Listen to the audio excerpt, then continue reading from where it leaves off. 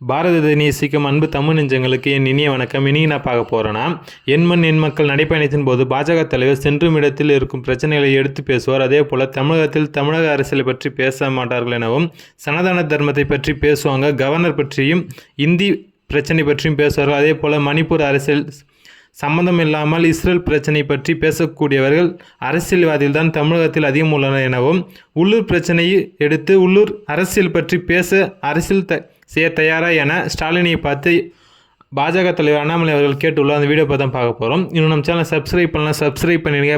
மறக்காமல் வீடியோக்கு லைக் பண்ணுங்கள். வாங்க வீடியோக்குள்ளே போகலாம். எந்த அரசியல்வாதி இதை பற்றி பேச மாட்டாங்க. இப்போ தமிழகத்தில் அரசியல்னா மக்கள் பிரச்சனையை பேச மாட்டாங்க. சனாதன தர்மத்தை பற்றி பேசுவாங்க, கவர்னரை பத்தி பேசுவாங்க, ஹிந்தியை பத்தி பேசுவாங்க, சம்பந்தமே இல்லாம இஸ்ரேல் பாலஸ்தீனை பத்தி பேசுவாங்க, மணிப்பூரை பத்தி பேசுவாங்க. நான் கேட்பது, உள்ளூர்ல இருக்கிற பிரச்சனையை பேசி அரசியல் செய்வோம். உள்ளூர் மக்களுக்கு இருக்கக்கூடிய 1000 பிரச்சனைகளை கையில் எடுத்து சரி செய்து கொடுப்போம்.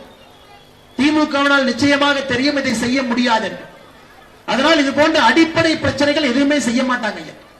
அடிப்படையாக இருக்கக்கூடிய விவசாயிகளுக்கு ஆதரவாக செய்யக்கூடிய திட்டங்கள் எதுவும் செய்யாமல் திமுக நிலாவை பத்தி பேசுவாங்க, வேற ஏதாச்சும் கிரகத்தை பத்தி பேசிக் கொண்டிருப்பார்.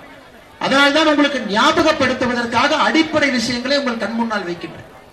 அரசியலை அதன் பின்பு பேசுவோம் சகோதர சகோதரிகள். அதனால் பரமத்தி வேலூர் அடுத்த கட்டத்திற்கு செல்ல வேண்டும் என்றால், விவசாயத்திற்காக ஆட்சி நடத்தக்கூடிய விவசாயிகளுடைய தோழனாக இருக்கக்கூடிய பாரத பிரதமர் நரேந்திர மோடி அவர்கள் இன்னும் 5 ஆண்டுகள் வர வேண்டும் என்பதற்காக இந்த யாத்திரையிலே பரமத்தி வேலூரிலே உங்களை சந்தித்துக் கொண்டிருக்கிறார்.